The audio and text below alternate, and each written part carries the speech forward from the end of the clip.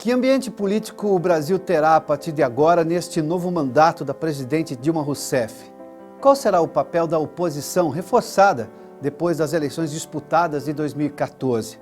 Para o cientista político Matthew Taylor, da American University em Washington, ser oposição no Brasil é um papel difícil, porque o modelo de presidencialismo de coalizão captura parte dos oposicionistas em troca de cargos e enfraquece o debate real da vida brasileira.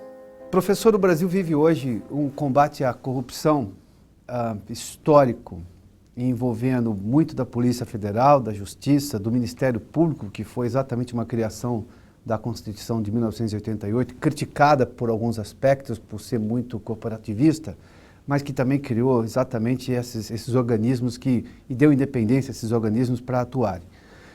Qual é a visão que o senhor tem hoje do tanto de corrupção que assolou os últimos dois governos e, evidentemente, o impacto que isso tem na trajetória do país, que era ascendente e hoje convive com um problema de dívida muito provocado por incompetência administrativa, por corrupção, e isso, evidentemente, olhando para a descrença que a população tem em relação ao país? Eu acredito que, numa perspectiva dos últimos 30 anos, ao longo da democracia, a gente vê um avanço considerável.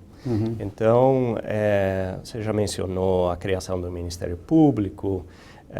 Desde então, especialmente a nível federal, houve uma mudança realmente dramática no combate à corrupção. O fortalecimento da Polícia Federal, a criação da Controladoria Geral da União, a criação de algumas leis e agências que antes não eram considerados envolvidos com o combate à corrupção, como, por exemplo, a Receita Federal, ou legislações como, por exemplo, a Lei de Responsabilidade Fiscal, que ajudam sobremaneira no combate à corrupção. Então, eu acho que assim, sempre existiu corrupção no Brasil. Se a gente for olhar, uma das justificativas do golpe militar de 64 foi justamente combater o comunismo, de um lado, e a corrupção do outro. Então, sempre foi a corrupção sempre foi constante na política brasileira. Agora, de fato, eu acho que não podemos esquecer de vista que houve uma melhora paulatina, mas uma melhora considerável ao longo dos últimos 30 anos. O que eu vejo agora, olhando para frente, é um pouco a questão do judiciário.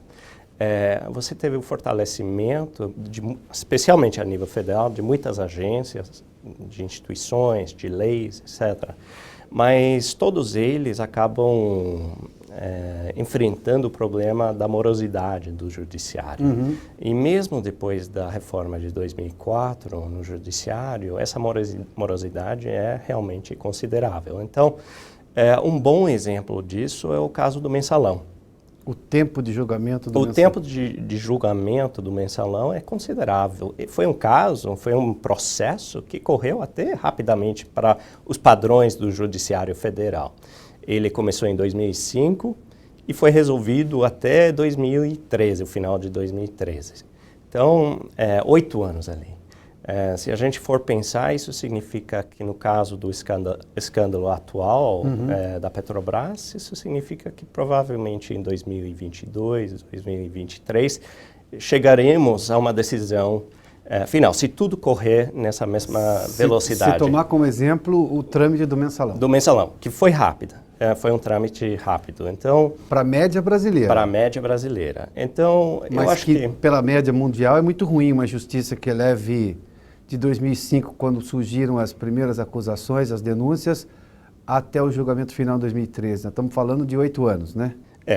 E se a gente for comparar, por exemplo, isso, eu acho que é um escândalo que chega no mesmo patamar, no caso norte-americano, é o escândalo que levou ao impeachment do Nixon. E o impeachment do Nixon, passaram-se 2 anos, já haviam condenado os envolvidos. E depois de mais 2 anos, esses envolvidos já foram soltos. Então, passou o trânsito em julgado, pagaram a pena e dentro de meia década já estavam de volta à sociedade. Ou seja, foi uma resolução muito mais rápida. Não estou comparando sistemas jurídicos, mas só dando uma ideia de como os escândalos demoram para chegar ao trânsito em julgado no caso brasileiro. Deixa eu lhe fazer uma pergunta específica. O país não compreendeu ainda que esse tempo enorme é uma sangria que leva a nada e só piora o cenário? É uma falta de compreensão ou é muito difícil mexer nisso no Brasil, na sua opinião? Eu acho que todo mundo, pelo menos quase todo mundo que eu converso, parece ter clara consciência do problema, da morosidade do judiciário. Mas a solução? Mas eu acho que um dos problemas ali é um problema da representatividade dos interesses. Então, por exemplo, na reforma do judiciário de 2004, que foi uma reforma boa, mas foi uma reforma tímida.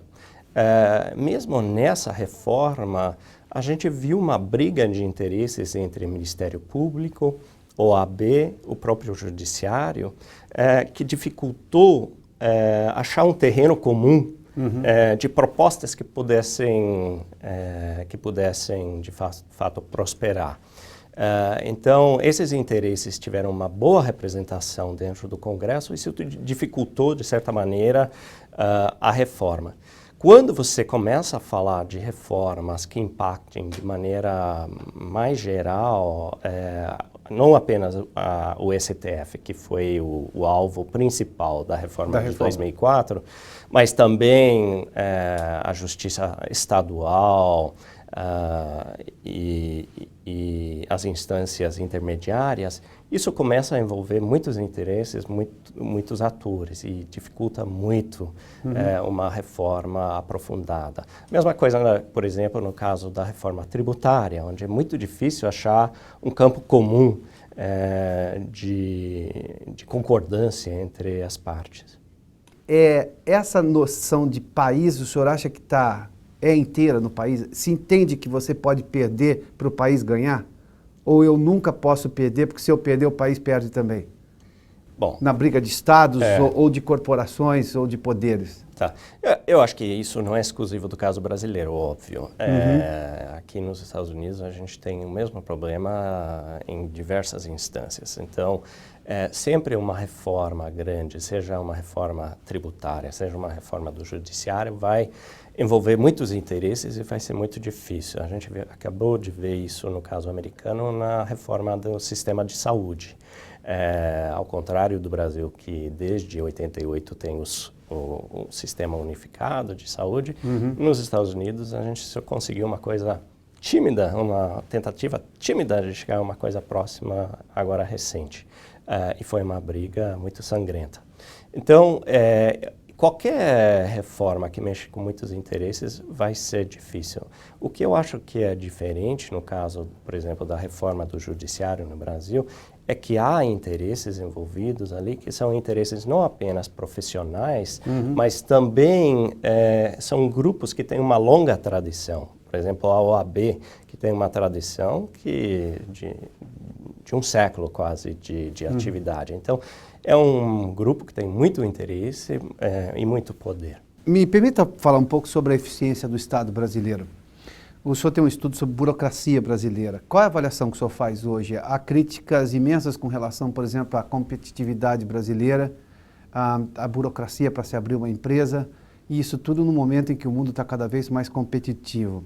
E parte dessa culpa do Brasil ser menos competitivo do que a média do mundo, pelo menos de 180 países pesquisados, se coloca no tamanho do Estado brasileiro, na ineficiência dos órgãos públicos que dão certidões para que uma empresa possa existir, ou mesmo na corrupção que existe, na ineficiência do funcionário.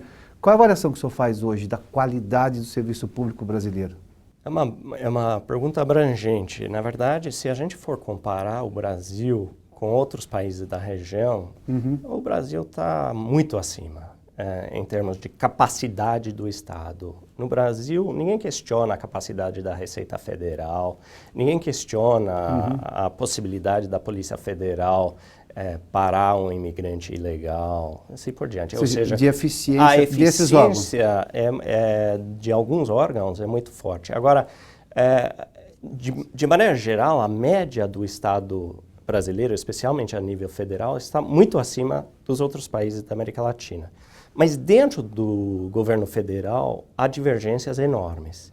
Então, por exemplo, quando a gente olha Banco Central, Ministério da Fazenda, Ministério da Justiça, IBGE, IPEA, são agências do governo federal que são vistas como de altíssima capacidade.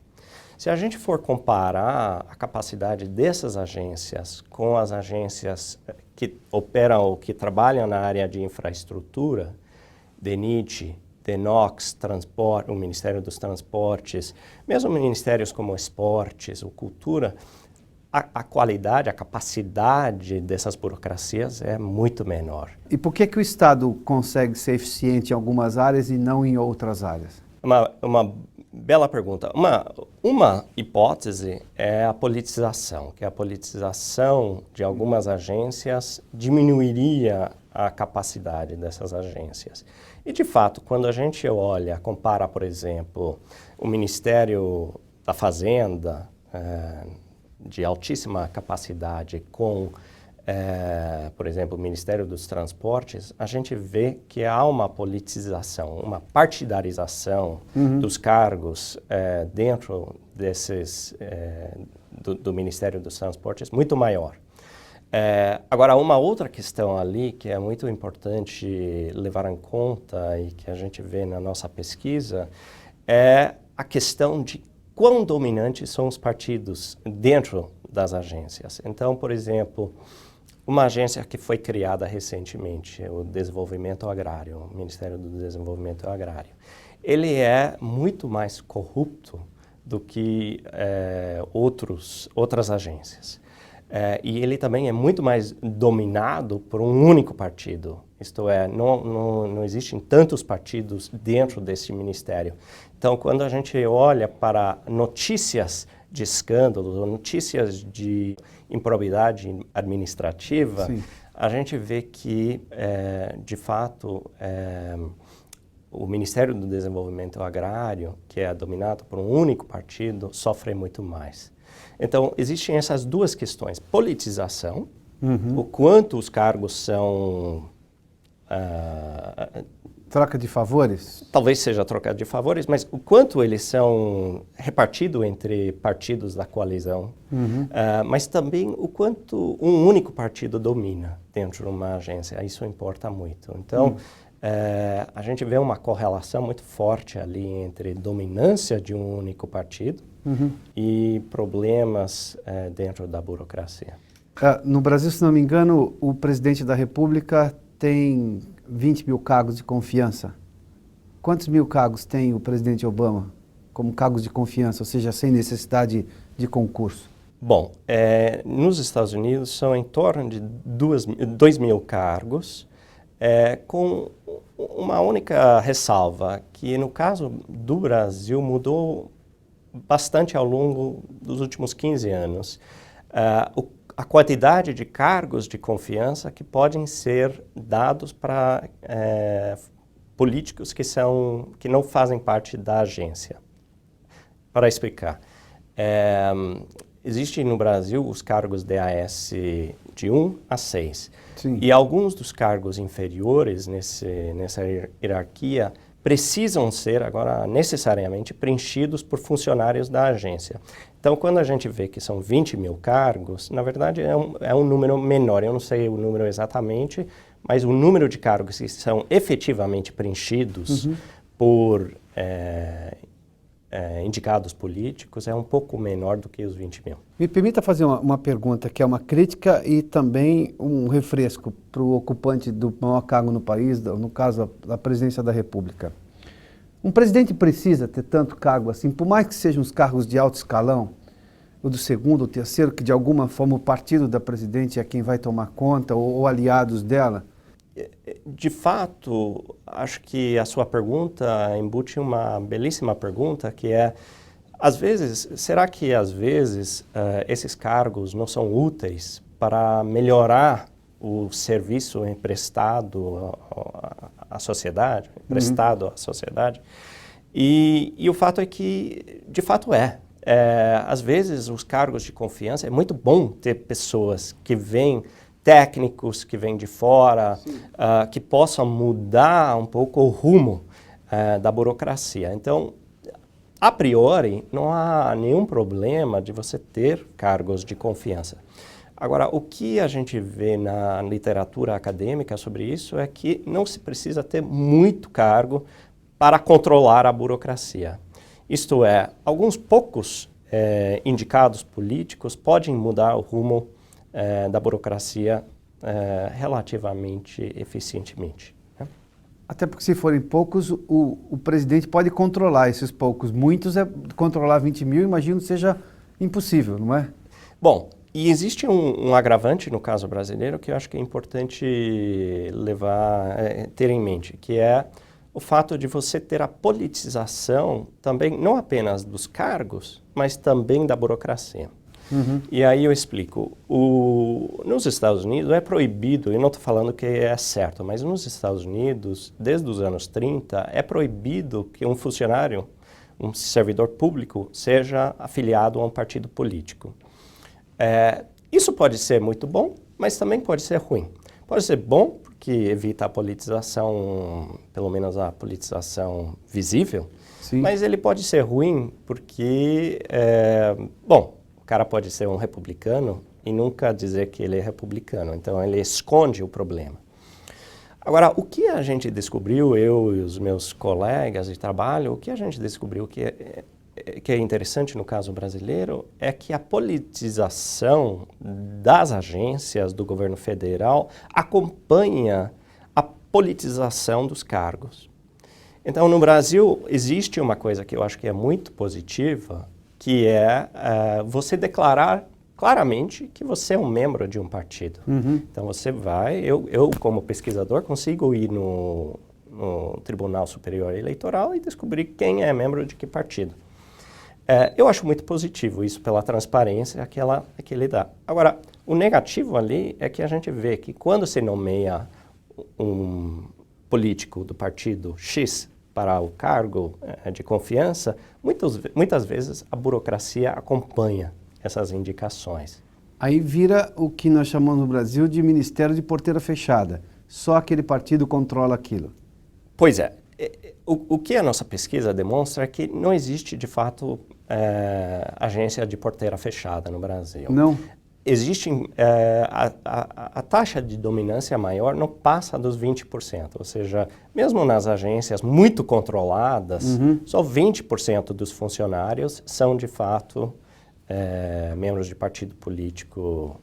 Então, não é de porteira fechada, mas 20% é uma taxa altíssima. Professor, me permita entrar num assunto. A representação popular no governo, que sempre foi uma bandeira do PT, que já está há 12 anos, mais o mandato agora da presidente Dilma vai completar 16 anos no poder. Representação popular sempre foi um assunto muito caro ao Partido dos Trabalhadores, que de alguma forma aconteceu no governo, mas agora há críticas de que representação popular de quem? De um sindicato, que sim é representação da sociedade organizada, mas controlado pelo PT, não é uma representação popular plural de ouvir o cidadão. O caso talvez mais notório seja os conselhos das estatais brasileiras estariam todos politizados ou partidarizados por partidos da base, ou seja, o conselho não é controlado pela sociedade brasileira, não tem participação da sociedade brasileira, tem parte da sociedade que está comungada com o governo, ou seja, é uma representação de araque, mentirosa, não é verdadeira. Essa é a crítica que se faz em boa parte desses conselhos. O caso da Petrobras, por exemplo, o conselho não foi competente, não foi capaz, não teve poder suficiente, independentemente se representativo ou não da sociedade, para evitar o caso de corrupção. Ou seja, representação popular funciona e se não funcionou, funcionou por quê?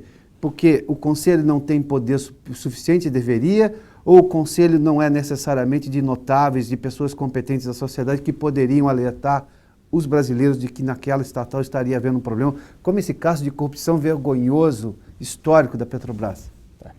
Bom, eu acho que tem duas questões de partida ali. A primeira é para as estatais, como a Petrobras, ou mesmo para algumas empresas maiores no Brasil, existe o que o professor Sérgio Lazzarini muito claramente chamou de capitalismo de laços, onde o Estado tem um papel fundamental e ele controla, mesmo empresas de setor privado, ele controla através de fundos de pensão que são dominados por representantes do Estado, então Previ, etc.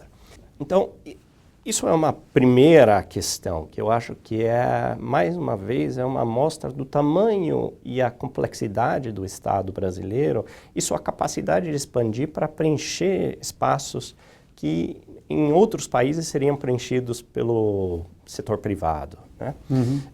Então, essa é a primeira questão. Depois tem uma segunda questão, que é a questão da participação popular.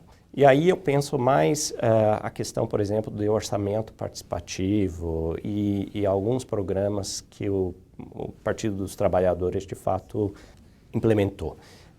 E aí uma questão ali será que isso é bom para a democracia? Será que isso é bom para a eficiência da implementação de políticas públicas? E depende um pouco dos critérios adotados. Eu acho que talvez seja bom para aumentar a deliberação, aumentar o número de assuntos que são discutidos em fóruns públicos. Agora, a questão que muitos acadêmicos teóricos da democracia levantam é até que ponto isso aumenta ou até melhora a representatividade de fato.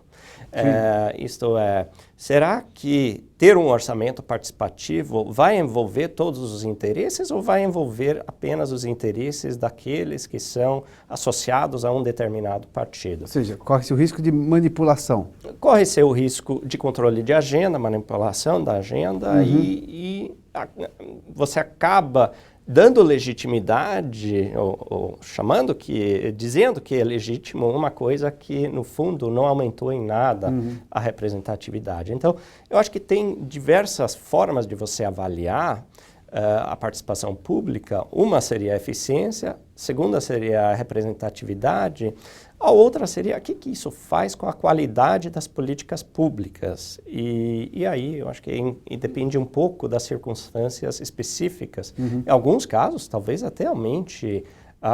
Existem estudos que mostram que o orçamento participativo até aumenta a qualidade social dos orçamentos. Mas aí a dúvida é, será que você poderia expandir isso para outras políticas públicas? Será que queremos, de fato,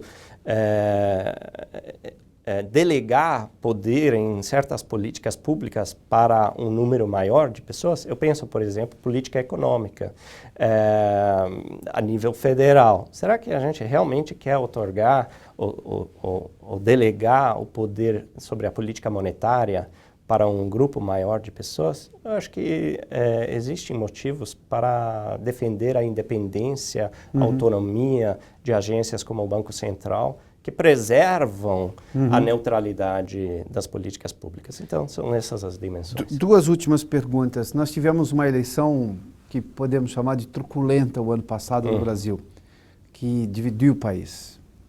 A diferença da presidente Dilma para o segundo colocado da oposição, Aécio Neves, foi muito pequena. A menor margem de diferença de um vencedor em segundo turno.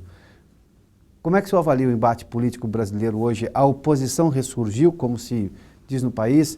A oposição está com qualidade para enfrentar um governo que já está há 12 anos, vai para 16 anos no poder? Eu diria o seguinte, como estrangeiro, o que sempre me surpreende no Brasil é a capacidade do governo atual de atrair para seus quadros a oposição. E é muito difícil, dentro do sistema de presidencialismo, de coalizão brasileiro, me parece que é sempre muito difícil fazer oposição. Porque quem está na oposição fica fora do jogo político, fica fora da criação de políticas públicas, fica fora dos cargos políticos, não usufrui dos privilégios de quem faz parte da coalizão. Então, O que mais surpreende ao longo dos últimos 30 anos no Brasil, sempre o presidente é eleito com menos de 20% das cadeiras no Congresso.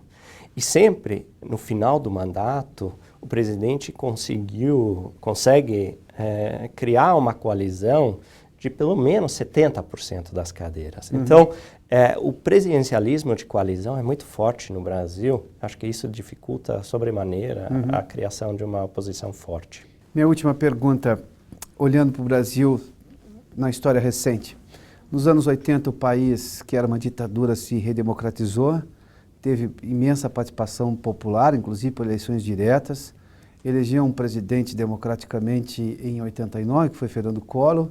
O mesmo povo retirou o presidente depois de um processo de impeachment, estabilizou a moeda, o Brasil convivia com hiperinflação, viveu um governo de democracia, de plena democracia, com estabilização da moeda, enfim, de crescimento econômico, ou pelo menos de sensação maior no país, ou seja, sem a insegurança jurídica de que alguém vai tomar o poder à força.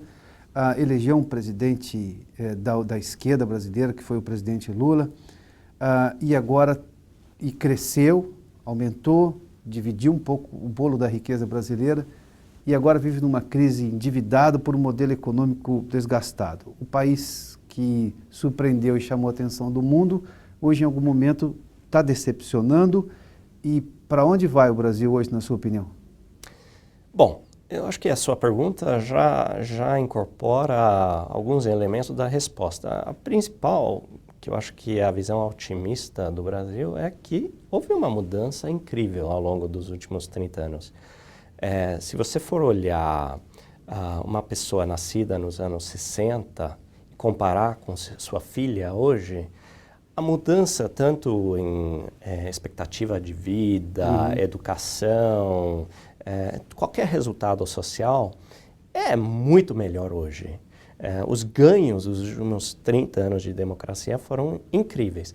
Isso tanto a nível individual, qualquer cidadão, quanto a nível institucional. Eu acho que o fortalecimento das instituições, seja no campo fiscal, seja no campo da luta contra a corrupção, o fortalecimento das instituições foi paulatina, às vezes incremental, mas quando a gente compara o Brasil de hoje com o Brasil de 85, é outro país.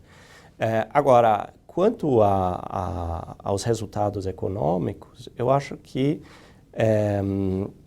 também houve um avanço significativo ali. A estabilização da moeda foi uma conquista incrível, considerando... De talento brasileiro, por sinal, né? Perdão? O modelo desenvolvido no próprio país, né? Desenvolvido naturalmente no Brasil para resolver um problema que eu acho que foi bem específico ao caso brasileiro, por um grupo de brasileiros contra as prescrições da FMI. Foi um sucesso legitimamente brasileiro. Sim. E um sucesso que continua até hoje. Agora, eu não perco a esperança no campo econômico por alguns motivos. O primeiro é que o Brasil é um país que demora muito para mudar de rumo. E isso para o bem, para o mal. O Brasil, se a gente comparar o Brasil com o resto da América Latina, o tamanho do Estado brasileiro é muito maior e não mudou significativamente desde os anos 60. Compara isso com o Chile, compara mesmo com a Argentina, com o México, é muito diferente. A segunda coisa é a abertura comercial. Se a gente for comparar o Brasil com outros países da América Latina, também mudou pouquíssimo nesses últimos 55 anos, desde 60. Agora, quando ele muda para ficar. Então, acho que a estabilização é uma conquista. A gente vê isso hoje em dia, quando quando a inflação começa a mostrar sinais de perigo, a resposta da sociedade civil é muito imediata e muito forte. Então, eu acho que isso acaba dando uma continuidade para as conquistas que é muito positiva. Professor, muito obrigado. Obrigado. Pela entrevista.